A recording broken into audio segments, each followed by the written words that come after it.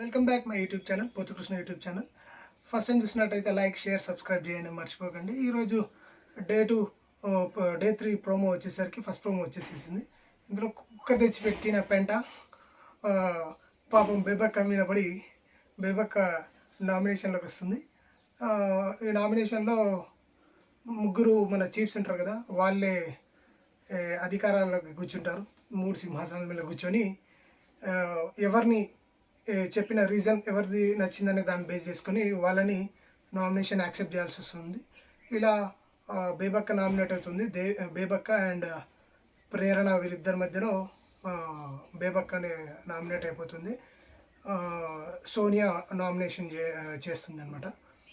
Next వచ్చేసరికి శేఖర్ భాష and Manikanta వాళ్ళిద్దరి మధ్యలో కూడా నామినేషన్ వైరల్ రన్ అవుతుంది.